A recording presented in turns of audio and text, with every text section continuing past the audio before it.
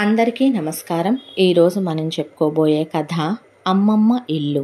కథలోకి వెళ్ళబోయే ముందు మీరు కనుక మన ఛానల్ని ఫస్ట్ టైం చూస్తున్నట్లయితే తప్పకుండా మన ఛానల్ని లైక్ చేయండి, షేర్ చేయండి, సబ్స్క్రైబ్ చేయండి, బెల్ ఐకాన్ క్లిక్ చేసి ఆల్ అనే బటన్ని ప్రెస్ చేయడం మర్చిపోకండి. కథని ఎక్కడ స్కిప్ చేయకుండా వినండి. కథలోకి వెళ్ళబోయే ముందు మీకు ట్విస్ట్లు ఉండేటటువంటి, సస్పెన్స్ ఉండేటటువంటి స్టోరీస్ అంటే ఇష్టం కదా. ఇందులో ట్విస్ట్లు చాలానే ఉంటాయి. స్టోరీ మీరు ఎండింగ్ వరకు వినండి. మీ మనసుకి ఈ కథ చాలా హాయిగా ఉంటుంది. వినే కొద్దీ ఇంకా ఇంకా వినాలనిపిస్తుంది కూడా.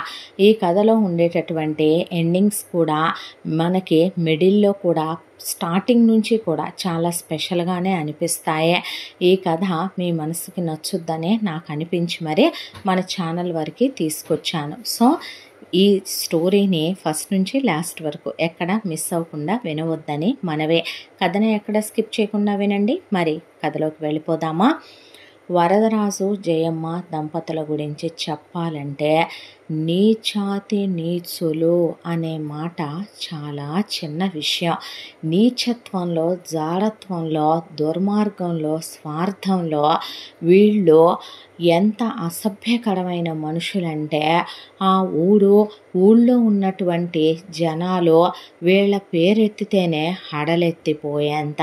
వీళ్ళని ఊళ్ళో నుంచి బహిష్కరించలేక, వీళ్ళకి ఆ ఊళ్ళో పొలాలున్నాయి, స్థలాలున్నాయి, తినాగొడవ కోట్ల రూపాయల ఆస్తులు లెక్కకు మిక్కుటమైనంత కూర్చొని తిన్నా వీళ్ళకి ఒక 100 తరాలు తరగనంత ఆస్తిపాస్తులున్నాయి.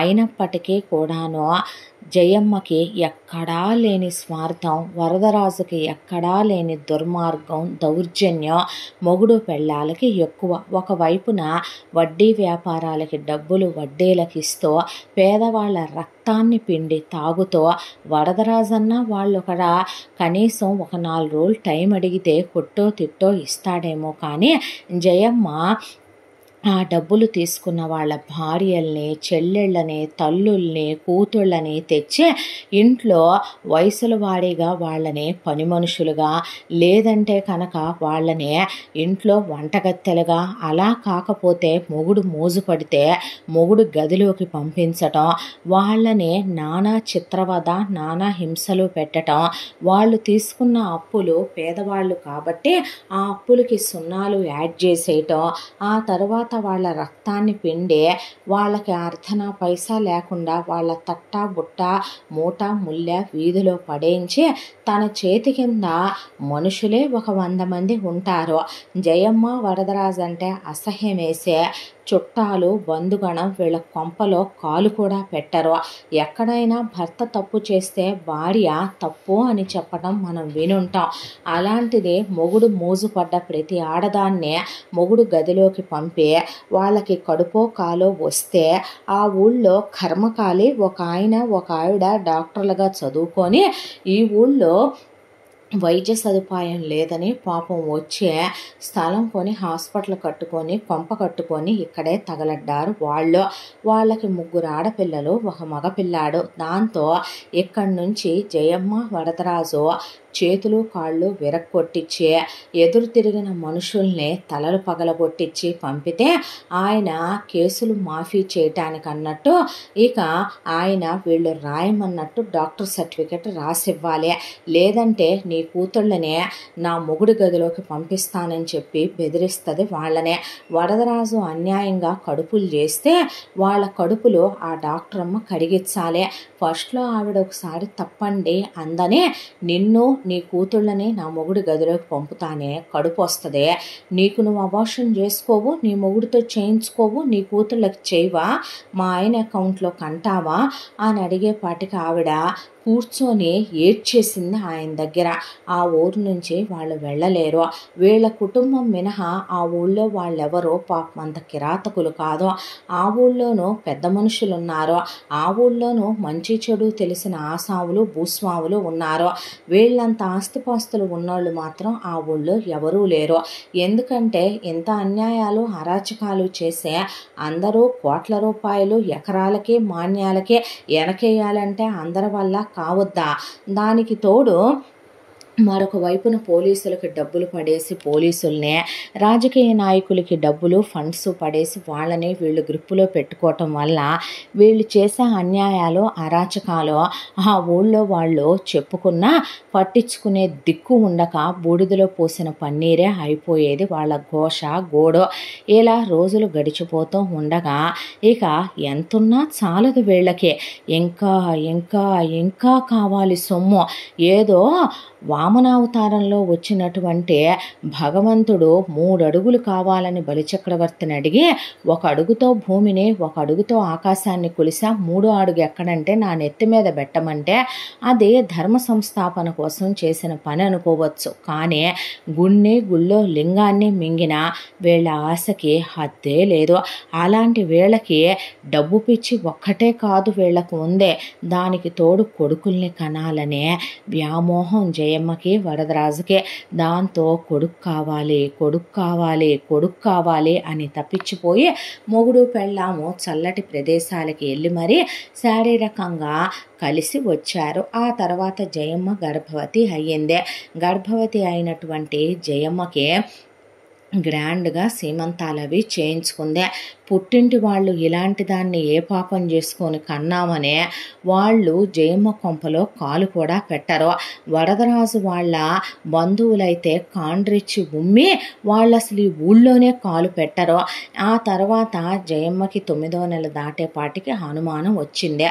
కడుపు తీయమని డాక్టర్ అమ్మగారి దగ్గరికి వెళితే ఆవిడ కడుపు తీస్తే నువ్వు పోతావే అని చెప్పేసరికి కనుక తప్పలేదు. 10వ నెలలో కన్నది కూతురు పుట్టింది.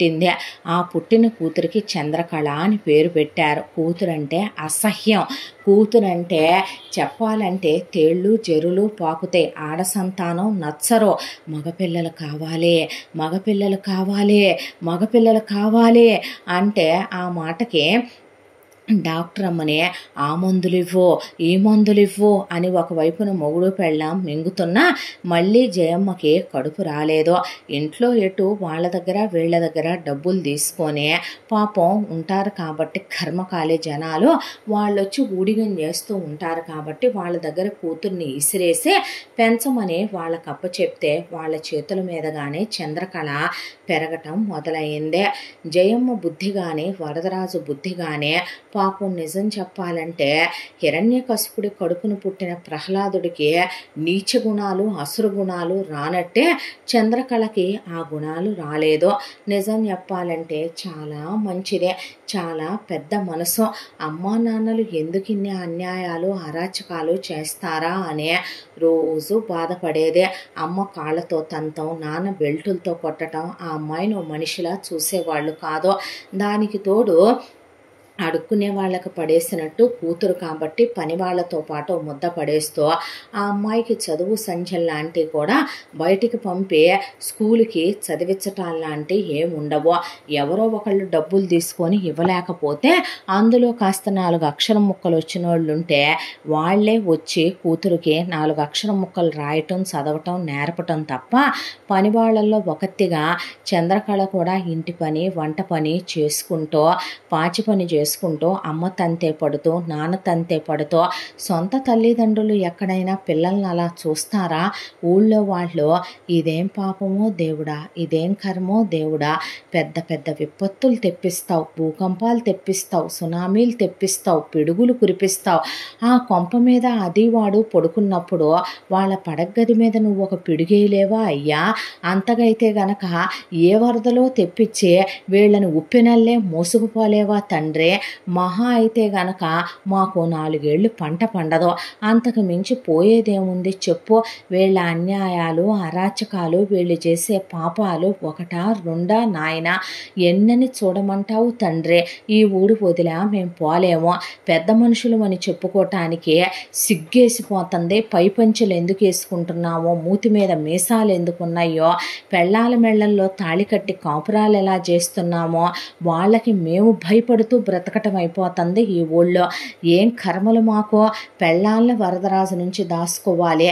ఇక కూతుళ్ళని చెల్లెళ్ళని దాసుకోవాలి. ఏం కర్మ తండ్రి మాకిదే, ఏమి రాతయ్యా మాకిదే, ఎదురు తిరిగితే బతికే లేకుండా మా పంటలు తగలబెట్టించడం, మా ఇళ్ళు తగలబెట్టించడం, వాళ్ళ దగ్గర రూపాయి అడుక్కునేలా చేయటం, ఆ రూపాయి తీసుకుంటే మమ్మల్ని కట్టి బానిసల్ని చేసే నానా నరకాలు పెట్టడం, ఏ పాపం చేసుకున్నామని పాపం ఊళ్ళో వాళ్ళు ఏ రోజు ఏడిసే, ఏ రోజు వీళ్ళ నాశనానికనే వాళ్ళు దుమ్మెత్తిపోయిన రోజు ఉండేది కాదు. ఇలా కాలచక్ర ప్రవాహంలో రోజులు గడిచిపోతూ చంద్రకళ పుష్పవతి అవటం, ఆ తరువాత చంద్రకళకి 16 ఏళ్ల వయసు రావటం, 18 దాటిన తర్వాత పెళ్లి చేయాలి కూతురుకనే వీళ్ళు డిసైడ్ అయిపోవటం. ఈలోపు ఈ ఇన్ని సంవత్సరాలుగా కూతురు పుట్టిన తర్వాత కూతురు నష్టజాతకురాలని, కూతురు దరిద్రపుదని, కూతురు పుట్టిన వేళ విశేషాన తనకు మళ్ళీ కడుపు పండలేదని, తనకు మళ్ళీ పిల్లలు పుట్టట్లేదని ఈ జయమ్మ వరదరాజు వాళ్ళ కోపాన్ని, ఆక్రోశాన్ని, వాళ్ళ ఆక్రందనని కూతురు మీద చూపించి ఆ అమ్మాయి 5-6 ఎముకలు ఇరగ్గొట్టేయటం కూడా అయిపోయింది. ఆ తర్వాత ఇద్దరూ కలిసే మింగని మందులు లేవు, వెళ్ళని డాక్టర్లు లేరు, చల్లని ప్రదేశాలన్నీ తిరిగి ఇద్దరూ చాలా ఫిజికల్గా క్లోజ్ అయిన జయమ్మ కడుపు పండట్లేదు.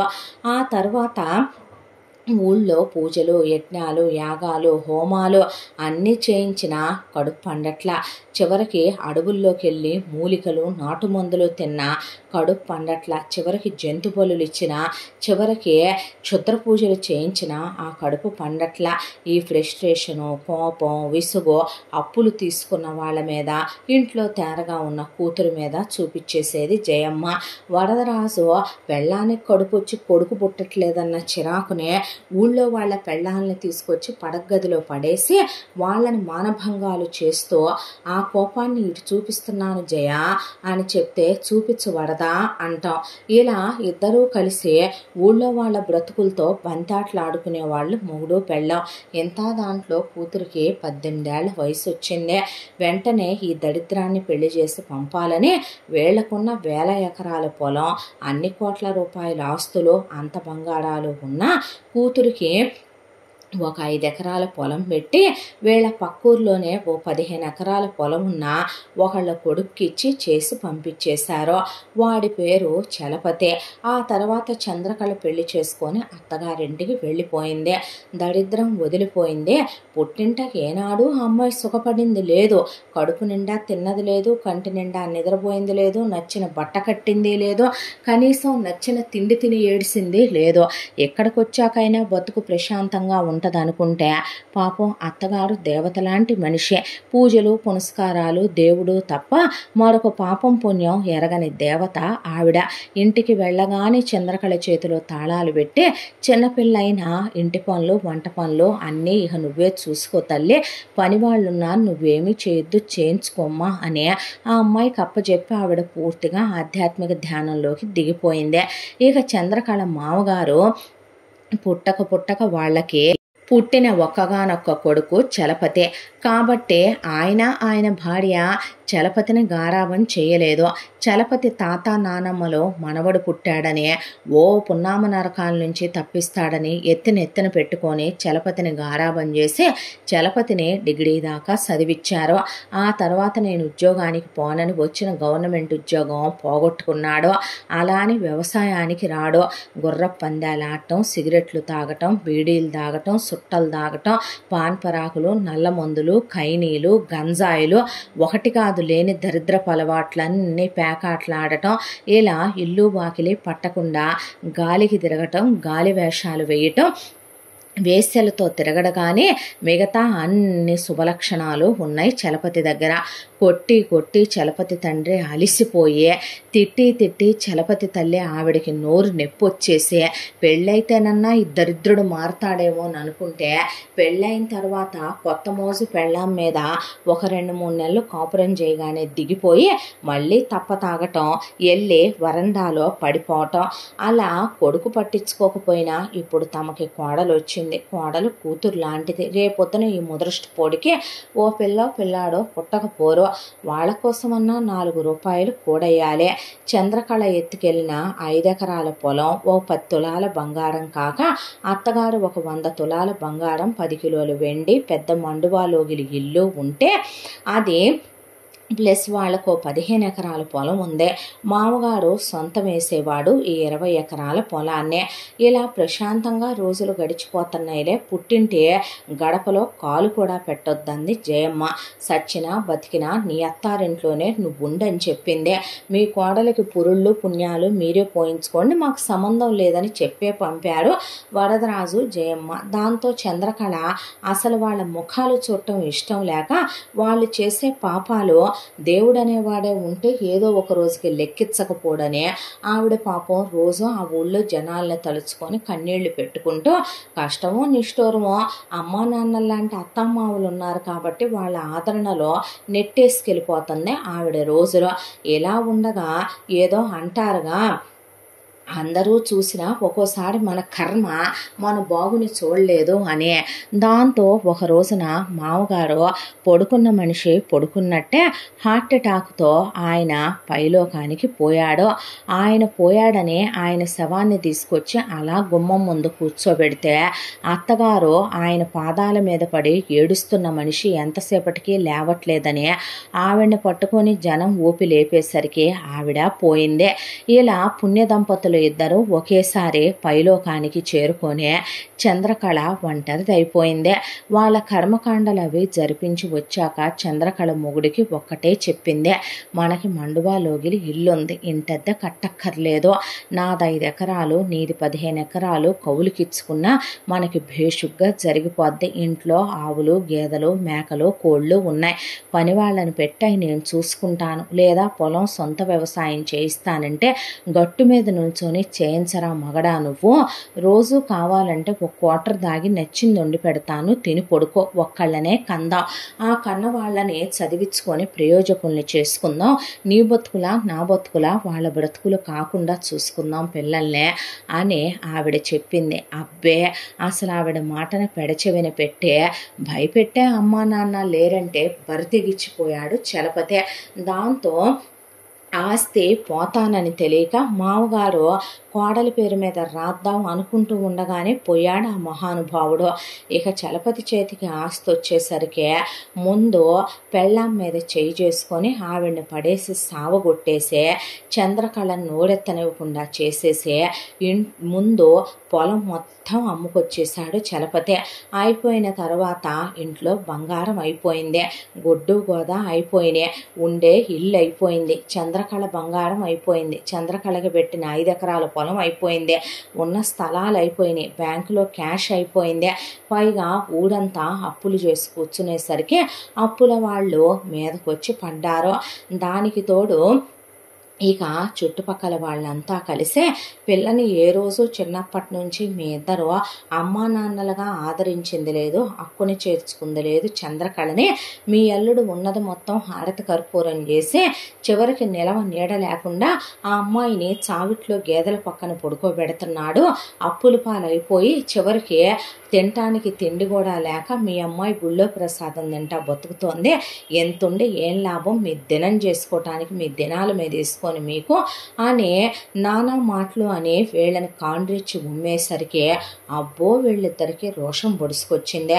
దానికి తోడు జయమ్మకి కూతురు వెళ్ళిపోయిన తర్వాత తన పర్సనల్ సేవకురాలు లేకపోవటం వల్ల తనకి బ్రష్ చేయించడానికి, ఈ ఒళ్ళు రుద్ది స్నానం చేయించడానికి, తల స్నానం చేయించి సాంబ్రాణి వేయటానికి, కాలి గోళ్ళు తీసి పెడిక్యూర్ చేసి నెయిల్ పాలిష్ వేయటానికి, మ్యానిక్యూర్లు చేయటానికి, బాడీ పాలిషింగులకి, ఇంట్లో వంట పనికి, ఇంట్లో మిగతా పనులన్నీ చూసుకోవటానికి, పనివాళ్ళు రాకపోతే పనులన్నీ చేయటానికి మనుషులు లేక చాలా ఇబ్బంది అనిపిస్తుంది. ఇక ఇలా కాదని ఒకవైపున చూస్తే ఇక మంచి చెడుకి మన అనే మనిషి ఉండాలి. స్వార్థం లేకుండా బయటోళ్ళైతే ఉండరు. కూతురైతే కుక్కను కొట్టినట్టు కొట్టినా ఎదురు తిరిగేంత దమ్ము ఉండదు ఆవిడకే. ఎందుకంటే చంద్రకళ మెతక మనిషి కాబట్టి. దాంతో మూడు పెళ్ళం కూడబలుపుకొని స్వార్థంతోనే ద్రోహబుద్ధితోనే ఆవిడని ఉద్ధరించాలని ఏమీ కాదు.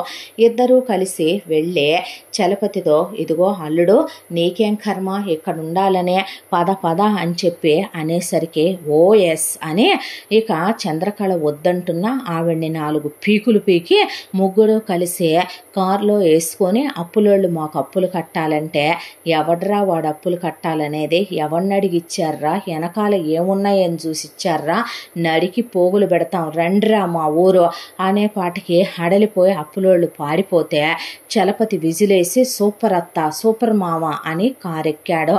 నీకు సిగ్గనిపించట్లేదా? కూలికెళ్ళి నువ్వు 4 నూకలు తెచ్చిన గంజి కాసుకొని తాగితే విలువ, వాళ్ళింటికెళ్ళి వాళ్ళ మోచేతి కింద నీళ్లు తాగటం ఏంటంటే నోరు మోయ్ అన్నాడు చలపతి. వచ్చిన తర్వాత జయం ఏమైనా పిచ్చిదా తక్కువదా? ఎటు తన కింద మనుషులుంటారు కాబట్టి వీళ్ళే కాపు సారా అది కాయిస్తారు కాబట్టి చలపతికి ఫ్రీ సారా. చలపతికి అమ్మాయిలు పిచ్చి లేదు కాబట్టి ఉంటే అమ్మాయిల సప్లై కూడా తనే చేసుద్ది జయమ్మ. ఆ ప్రాబ్లం లేదు వాడికే.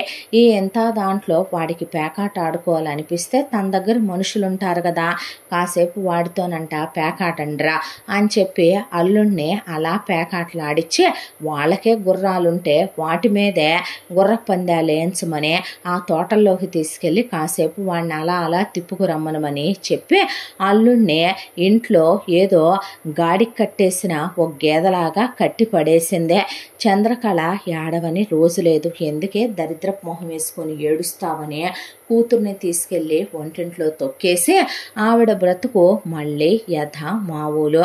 ఆవిడ చేత వంట పని, తన పర్సనల్ పనులు చేయించుకోవటం, పనివాళ్ళ దగ్గర గేదెల దగ్గర ఆవిడే చూసుకోవటం, ఒక్కోసారి పనివాళ్ళు లేకపోతే ఆవిడే గేదెల దగ్గర చేయటం, ఆవిడే పని మనిషి పనులు చేయటం, ఆవిడే వంట పనులు చేయటం, ఆవిడే జయమ్మ పర్సనల్ పనులు చేయటం, ఇలాంటి వాటన్నిటికీ కూతురు ఉపయోగపడుద్దని తీసుకొస్తే వెళ్ళిపోదాం మనం ఇక్కడ ఉండొద్దని ఆవిడ రోజు ఏడ్చిన చలపతి అసలు చెబులో కూడా పెట్టేవాడు కాదు.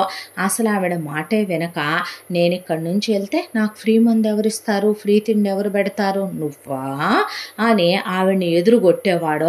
దాంతో నా రాత ఏంటో పెళ్లి పేరంటం లేకుండా బతికినా పోయేది, వీడు చచ్చి నేను విధవనైనా పోయేదే, ఎంతోటి ముత్తైదు భాగ్యం నా నెత్తిన పోయాలనుకో నా దేవుడా, వీడినిచ్చి నా బతుకుని ఇలా చేశావని ఆవిడ రోజు ఏడ్చేది పాపం. ఆ తర్వాత ఎంత దాంట్లో జయమ్మ గర్భవతి అయ్యిందే. ఇక జయమ్మకి వరదరాజుకి ఆనందానికి అవధులు ఆనకట్టలు లేవు. ఎక్కడైనా కూతుళ్ళకి చేసే అమ్మల్ని చూసుంటాం మనం ప్రపంచంలో ఎక్కడైనా, అది కామన్ విషయం. కానీ జయమ్మకి కూతురు వాంతులు పట్టాలి, కూతురు జయమ్మకి పుల్లగా తినాలనిపిస్తుంది, అప్పుడప్పుడు నైట్ క్రేవింగ్స్ వస్తాయి, ఆవిడ లేచి వండి పెట్టాలి, పొట్ట మీద స్ట్రెచ్ మార్క్స్ పడకుండా అలా ఆయిల్స్తో మసాజ్ చేసి స్నానం చేయించాలి, ఆ తర్వాత సాంబ్రాణి వెయ్యాలి, ఆవిడ పక్కనే కూర్చుని కథలు చెప్పాలి, కవితలు చెప్పాలి, ఆ తర్వాత మ్యూజిక్ వింటదే, ఆ తర్వాత సినిమాలు చూసుద్దే, గంటకి ఫ్రూట్ జ్యూసులు, డ్రై ఫ్రూట్ షేకులు, డ్రై ఫ్రూట్స్ తింటాం, నాకు అయి కావాలి వండమంటే, ఈ కావాలి వండమంటే. ఈ 9 నెలలు అమ్మని చూసేసరికి పేషెంట్ అయిపోయింది చంద్రకళ. దానికి తోడు నీరసం వచ్చి ఆవిడికి కళ్ళు తిరిగిపోయి మనిషి నుంచున్న పాటనే కూర్చుండిపోయేది చంద్రకళ. వండితే ఒక వేటపోతు అబ్బకు ఉండాలి, ఒక వేటపోతు అమ్మకు ఉండాలి. మొగుడిదేముంది, పక్కెమ్మటే 4 ముక్కలు పీకి మొహానేస్తే తిని పడుకుంటాడు వాడు. ఇక వీళ్ళ విషయంలో చేసి ఆవిడికి నీరసం వచ్చి పైగా జయమ్మ ఫోటోషూట్లు చేయించుకోవటం, జయమ్మ ఇప్పుడు బేబీ షవర్ ఫంక్షన్లో జయమ్మ సీమంతాలు చేయించుకోవటం, ఆ ఫంక్షన్లన్నిటికీ ఆవిడే అన్నీ చూసుకోవాల్సి రావటం. నా కర్మ కాకపోతే ఎదవ జీవితం ఏం బతుకో నాది అనుకోని ఆవిడ ఈ సేవలు చెయ్యక తప్పేవి కాదు కదా. ఇలా చేసుకుంటూ వెళ్ళి కూతురే తల్లికి పురుడు పోయటం అయ్యి 9 నెలల తర్వాత జయమ్మ ప్రసవించి కొడుకును కని కొడుక్కి పెద్ద భారీ ఎత్తున నామకరణ మహోత్సవం చేసి గంగారాం అని పేరు పెట్టింది. ఆ తర్వాత ఒక వర్షం కురిసిన రాత్రే ఒక చీకటి పొద్దు. చలపతికి ఆ రోజున తాగిన మందు పెద్దగా మత్తు ఎక్కక చంద్రకళ ఆ రోజున కర్మానికి పక్కింటోళ్ళు పేరంటానికి పిలిచి ఆవిడ కాళ్ళకు రాసిన పసుపు, ఆవిడికి పెట్టిన గోరింటాకు, తల్లో పెట్టుకున్న ఒక అరమూర మల్లెపూలు చూసి ఎంతోటి మగాడికి మోజు కలిగి ఆవిడ ఒంటి మీద చెయ్యటంతో చంద్రకళ గర్భవతి అయింది. గర్భవతి అయిన కూతురు మీద ఏమీ జయమ్మ జాలిపళ్ళ, ఏ సీమంతాలు జరిపించలా.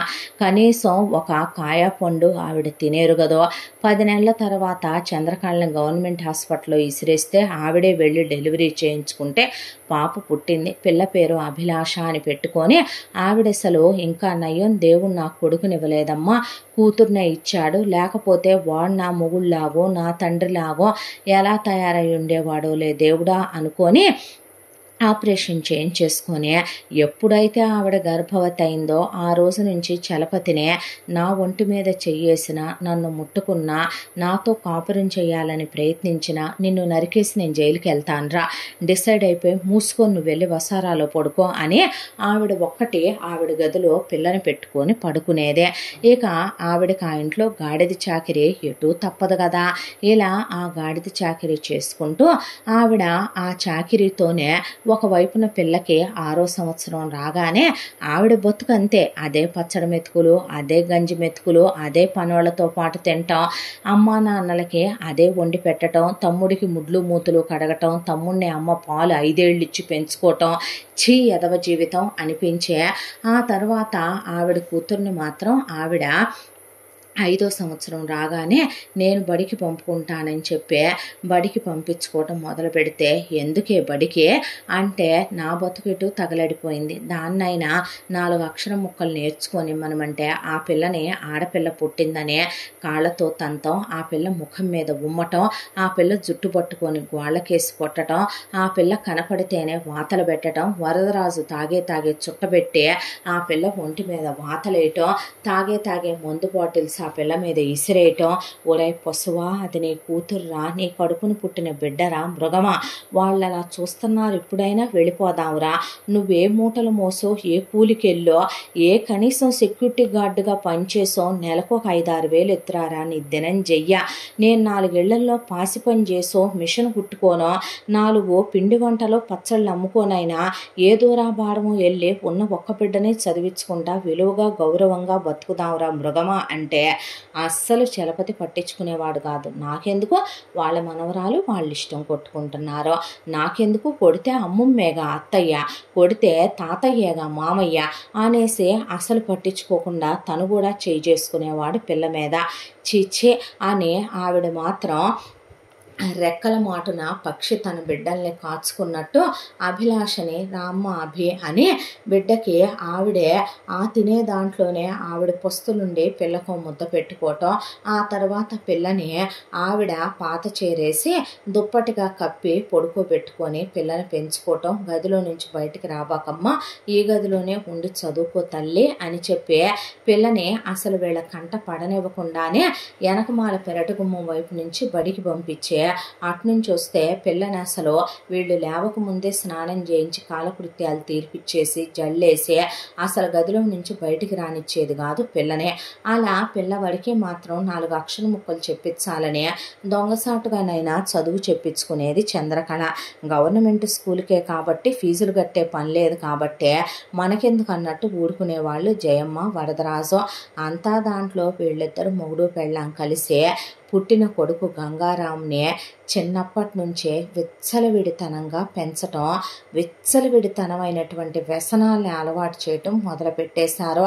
స్కూల్కి వెళ్ళి పిల్లల్ని కొట్టడం, మీ అబ్బాయి మా పిల్లల్ని కొట్టాడంటే వాళ్ళ మొహాన డబ్బులు పడేస్తారేంటండి అంటే, ఆ పిల్లల అమ్మా నాన్నల్ని ఆ పిల్లల్ని పడేసి వాళ్ళ చేతులు కాళ్ళు ఇరగ్గొట్టిచ్చేసి వాళ్ళని అన్నం నీళ్లు లేకుండా గోడౌన్లో తొక్కేసి ఇళ్లల్లో పాచి పనులు చేయించుకొని ఆ తర్వాత స్కూల్లో పంతులమ్మల్ని కొడుతున్నాడంటే వాళ్ళని ఈడుసుకొచ్చి వాళ్ళని పడేసి బాధే మూసుకోమని వాళ్ళ ముఖాన డబ్బులు పడేసి ఇలా 10 ఏళ్ల వయసు వచ్చేపాటికే కొడుకునే దుర్మార్గుడిగా నీచుడుగా చెప్పాలంటే పరమ దుర్మార్గం నీచత్వం నేర్పి 10 ఏళ్ల వయసుకే వాడు మందు తాగటం, సిగరెట్లు తాగటం, పేకాట్లాడటం తప్పయ్యా, నువ్వు అలా ఉండకూడదురా అని అక్కగా బాధ్యత తీసుకొని చంద్రకళ చెప్తే ఆవిడకి ఏమాత్రం విలువ ఇవ్వకపోవటం సరి పక్కన పెట్టి ముందు అమ్మ నాన్న అక్కని కొడతారు కాబట్టి ఆవిడ్ని పడేసి భయంకరంగా చేతికి ఏది దొరికితే అది తీసుకొని ఆవిడ తలకాయ పగలగొట్టేశాడు 10 ఏళ్ల వయసుకే గంగారాం. ఆ తర్వాత జయమ్మ పెద్దగా నవ్వుకోవటం, వరదరాజు నవ్వుకోవటం, శభాష్రా ఈ చెయ్యిరగొట్టేయమ్మా అని ఆవిడదో చెయ్యిరగొట్టేయటం, ఆ కాలు మీద కాలేసి నుంచొని తొక్కేరా, ఆ కాలు మీద ఆ పక్కనే సుత్తుంది తీసుకొని కొట్టరా అని ఆవిడ్ని కొట్టించటం, నాకెందుకు అన్నట్టు చలపతి మెదలకుండా ఊరుకోవటం. ఒరే పశువా మృగమా, వాడు నీ బావమరిదే, నా తమ్ముడు అనేది తీసేసి ఒక మనిషి చిన్నపిల్లాడు పాడైపోతున్నాడని చెప్పరా అంటే నాకెందుకు అని చలపతి అసలు పట్టించుకునేవాడు కాదు. అంతా దాంట్లో అమ్మా నాన్నలతో తన్నులు తింది, మొగుడుతో తన్నులు తింది, దేవుళ్ళంటే అత్తామామలు పోయారో, తన బిడ్డ కోసమైనా తను బ్రతకాలే, చివరికి పిల్ల బచ్చా ఎదవ 10 ఏళ్ళు లేవు వీడికి, వీడితో కూడా తను తన్నులు తినాలి. తల్లి వయసులో ఉన్న అక్కనే విలువ లేదు, గౌరవం లేదు, ఆడదని లేదు, అమ్మలాంటిదని లేదు, వాడి మాటలు వాడి చేష్టలు అనే చంద్రకళకి అసహ్యం వేసిపోయింది. గంగారామన్నా కూడా ఇక విచ్చలవిడితనంగా తయారయ్యి ఒక చదువు లేదు, సంధ్య లేదు, ఏదో నచ్చినప్పుడు స్కూల్కి వెళ్ళటం, అక్కడ తప్పతాగి పడిపోవటం, ఇక ఇంటికి రావటం, అదేమంటే జల్సాలని చెప్పటం. ఈ ఇంత దాంట్లో వాడికి 13 ఏళ్ల వయసు వచ్చింది. వాడికి 13 ఏళ్ల వయసు రావటం ఏమో కానీ ఇక ఆడజాతికి వచ్చినీరా నాయన పోయే రోజులు అన్నట్టు తయారయ్యాడు వాడు. ఒక కీచకుల్లాగా, ఒక పశుపతిలాగా తయారయ్యాడు వాడు. ఒకవైపున వేశ్యలతో తిరగటం, వాడికి వయసు వస్తోందని వాడెప్పుడైతే ఇలా తయారయ్యాడోనని చంద్రకళ తెలుసుకుందో పిల్ల అభిలాష 11 ఏళ్లకే పుష్పవతి అయింది. పిల్లని అసలు పుష్పవతి అయిందనే విషయం కూడా తెలియనివ్వకుండా అసలు ముందు వరదరాజు, జయమ్మ, గంగారాం కళ్ళకి, చలపతి కళ్ళకు కూడా కనపడకుండా ఆవిడ అసలు పిల్లని మూడో కంటికి తెలియకుండా పెంచటం మొదలుపెట్టింది. పిల్లనే పిచ్చి పిచ్చిగా తిక్కలుగా పెంచేది ఆ పిల్లనే. ఆవిడకి మిషన్ వచ్చు కాబట్టి ఆవిడే ఎట్టగొట్ట గుడ్డలు గుట్టుకొని లంగా జాకెట్లు, లంగా ఓణీలు వేసి తిక్కలుగానే పెంచితేనే కరెక్ట్లే ఇంట్లో అని మోటుగా మురుటాగానే పెంచుకొచ్చేది ఆ పిల్లని. వీళ్ళ కంట మాత్రం పండిచ్చేది కాదు. దొంగతనంగా అన్నం పెట్టడం, టిఫిన్ పెట్టడం, స్కూల్కి పంపించేయటం, ఆ ఊళ్ళో బస్ స్టాండ్లు, రైల్వే స్టేషన్లు, ఆ ఊళ్ళో చివరికి స్టేషన్ మాస్టర్ గారి దగ్గర మొదలు పెడితే బస్సుల్లో వచ్చే డ్రైవర్లు, కండక్టర్ల దాకా ఆ ఊళ్ళో ఉన్నటువంటి ప్రతి పక్షిని, ప్రతి పశువుని, చివరికి ప్రతి కీటకాన్ని అడిగినా వీళ్ళ చరిత్ర చెప్పుద్దేమో. గంగారాంకి మెల్లమెల్లగా వయసు పెరగటంతో పాటు వేశ్యలతో తిరగటం సంగతి తీసి పక్కన పెట్టి ఇంట్లో పనివాళ్లుగా వచ్చినటువంటి వడ్డీలకి డబ్బులు తీసుకొని కట్టలేని అమ్మాయిల్ని బలవంతంగా గదుల్లోకి ఈడ్చుకెళ్ళటం, ఆ ఈడ్చుకెళ్ళి ఆ అమ్మాయిల్ని మోజుతేరా మృగంలాగా, పశువులాగా వాళ్ళ మీద పడి వాడు అనుభవించటం. జయమ్మ బయట కూర్చొని కాలు మీద కాలేసుకొని బఠానీళ్ళు, గుగ్గిళ్ళు తింటూ కూర్చోటం, వరదరాజు ఇంకో గదిలోకి ఇంకొకళ్ళ పెళ్ళాలని ఈడ్చుకెళ్ళటం.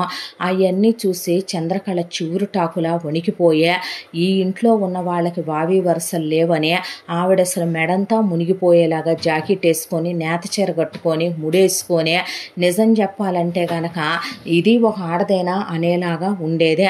పిల్ల వణికిపోతూ భయపడుతుంటే గది తలుపులన్నీ మూసేసి పిల్లని ఒక గూట్లో గోపెట్టలాగా కూర్చోబెట్టి వీళ్ళు అటు ఇటు తిరుగుతున్నారంటేనే మంచం కింద పడుకోబెట్టి మంచం పైన దుప్పట్లాగేసేదే ఆవిడ.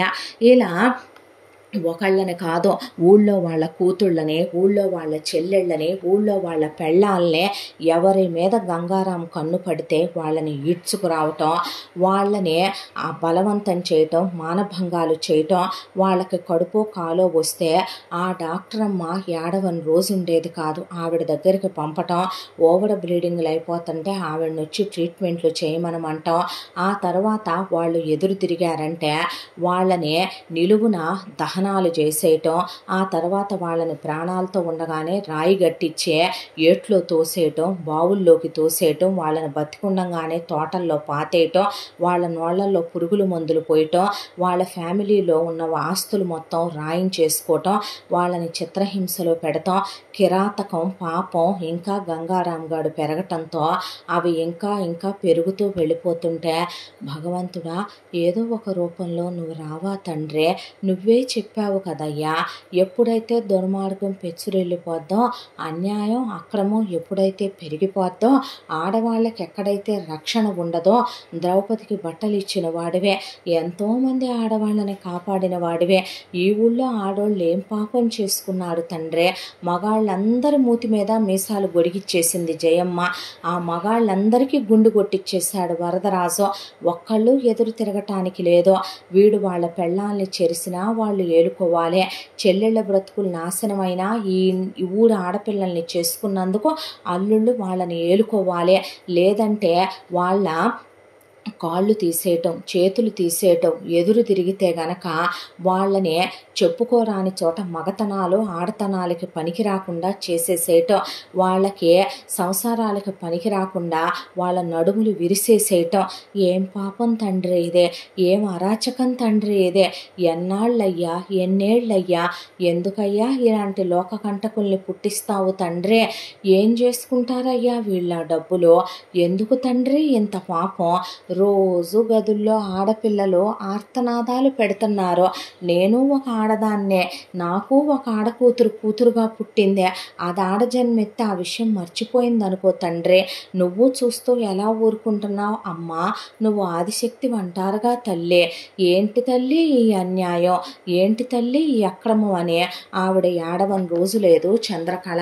ఊళ్ళో వాళ్ళంతా జయమ్మ ముందు రద్దయిపోయి నోరెత్తనివ్వకుండా చేసే, వీళ్ళే ఒక గవర్నమెంట్ నడుపుతున్నట్టు, వీళ్ళే ఏదో యునానిమస్గా వీళ్ళు చెప్పినట్టు అందరూ వినాలనే ఒక చట్టాన్ని వీళ్ళే అమలు జరిపించేసినట్టుగా ఆ ఊళ్ళో గంగారాంకి కంట పడ్డారా, ఆడపిల్లలు వయసుకు వచ్చారా, అమ్మా నాన్నలు చిగురు టాకుల్లాగా వణికిపోయి చివరికి ఎవరైనా ఆడపిల్ల కడుపుతో ఉంటే ఆడ శిశువు పుట్టిందా వాళ్ళ గుండె ఆగిపోయి అక్కడే పిల్లలకి నోట్లో వడ్ల గింజలో ఒక్క పలుకులో వేసి లేదా ఏముందో పోసి గంప కింద కప్పెట్టే, పెద్దయ్యాక వాళ్ళు వీడి చేతిలో నాశనం అవటం కన్నా ఇలా పోవటం నయమేమోనని పైకి పంపుకునే స్టేజ్కి వచ్చేసారు.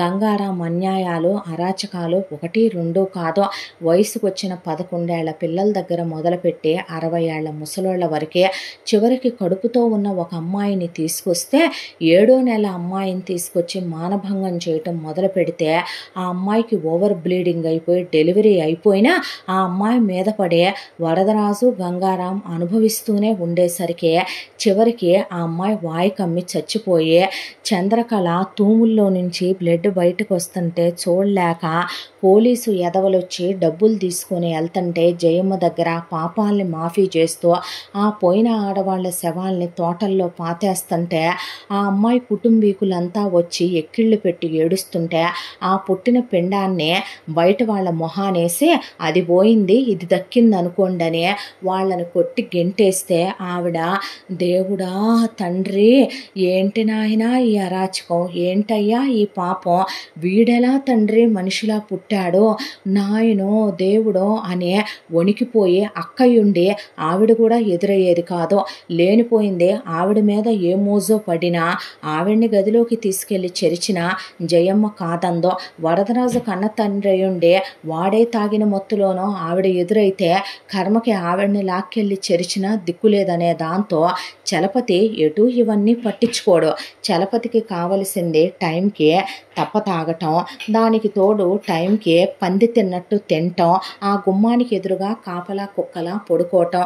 ఒరే దుర్మార్గుడా, ఉంటే ఉన్నావు పోతే పోయావు, ఆడపిల్లల ఆర్తనాదాలు పెడుతున్నారా లోపల. ఒరే నీచుడా, ఒరే నీతి జాతి లేని ఎదవ, నువ్వు నీతిపరులైన అమ్మా నాన్నలకు పుట్టావు కదరా, నువ్వు పోతే పొయ్యావని నేను ముండ మోస్తాన్రా. లోపలికి వెళ్ళే వాణ్ణి నరికేయి, వాణ్ణి చంపేసేయి, నువ్వు అవసరమైతే జైలుకి వెళ్ళు, లేదంటే గనక ఆ తర్వాత నువ్వు కూడా చచ్చిపో, వాళ్ళ చేతుల్లోనైనా సావో, పోనీ నీతో పాటు నన్ను రమ్మనమంటే నేనైనా ఒప్పుకొని జైలుకి వస్తాన్రా, వెళ్ళి కాపాడరా అంటే నాకెందుకు, వాళ్ళేమైనా నాకు ఫ్రీ మందు పోస్తారా, వాళ్ళేమైనా నాతో పేకాట్లు ఆడతారా. 100 మంది బాడీ బిల్డర్ లాంటి బ్లాక్ క్యాట్స్ లాంటి మనుషుల్ని చుట్టూ పెట్టుకొని జయమ్మ ఒక సామ్రాజ్యాన్నే అమలు చేస్తూ ఉండేదే. వరదరాజు ఏదైనా సరే ఆజ్ఞాపించాడంటే 5 నిమిషాల ప్రకారం జరిగిపోవాలన్నట్టుగా వీళ్ళే ఒక ప్రైవేట్ గవర్నమెంట్నే రన్ చేసేస్తున్నారు. ఏంటో ఈ కొంప, ఏంటో ఈ కొంపలో మనుషులు అనే ఆవిడ వణికిపోతూ ఉండేదే. ఆ ఇంట్లో వాళ్ళకి టయానికి కావలసినవన్నీ వండి అక్కడున్న పని వాళ్ళ చేత పెట్టి రమ్మనమంటే డైనింగ్ టేబుల్ మీద పారేసి వచ్చేవాళ్ళు. అసలు స్నానం చెయ్యాలన్నా చిమ్మ చీకటైపోవాలి, లేదా తెల్లవారుజామున అందరూ నిద్రపోయేటప్పుడు కాలకృత్యాలు తీర్చుకొని బాత్రూంలోకి వెళ్ళాలన్నా కూడా భయపడిపోయేవాళ్ళు తల్లి కూతుళ్ళో. ఎంత దాంట్లో కాలచక్ర ప్రవాహంలో రోజులు, నెలలు, సంవత్సరాలు గడిచిపోతూ చంద్రకళ కూతురు అభిలాషకి కింద పడి మీద పడి ఎలాగోలాగా డిగ్రీ వరకు పూర్తి చేయించుకుంది చంద్రకళ. అంతా దాంట్లో జయమ్మకేమే కూతురు అసలు ఎప్పుడో చిన్న పిల్లప్పుడు, ఆ పిల్ల 4 ఏళ్ల పిల్లప్పుడు 5 ఏళ్ల పిల్లప్పుడు చూడటం తప్ప ఇన్నేళ్లలో ఆవిడ కంట పడినవ్వలేదు. ఉందనే విషయం వరకు తెలుసు అంతే. వీళ్ళు పెద్ద ఇంట్రెస్ట్ కూడా ఆ పిల్ల మీద చూపించరు కాబట్టి, ఆ పిల్ల ఆడపిల్ల కాబట్టి వరదరాజుకి జయమ్మకి వీళ్ళ ఫోకస్ ఆ పిల్ల మీదకి వెళ్ళలేదు. గంగారాంకి అక్కకు కూతురు ఉందని తెలుసు కానీ అక్క కూతురు ఎప్పుడూ కంట పడకపోవటం వల్ల ఏదో ఇంట్లో ఉన్న అందరిలో అది ఒకటి బతికేస్తుంది, ఒక కుక్కలాగో కోళ్ళలాగో పిల్లిలాగో బల్లిలాగో అని తప్ప వాడి ఫోకస్ ఆ పిల్ల మీదకి ఎప్పుడూ వెళ్ళలేదో. ఎంత దాంట్లో చంద్రకళ ఒక్కటే నిర్ణయించేసుకుంది దేవుడి దగ్గర కూర్చొని.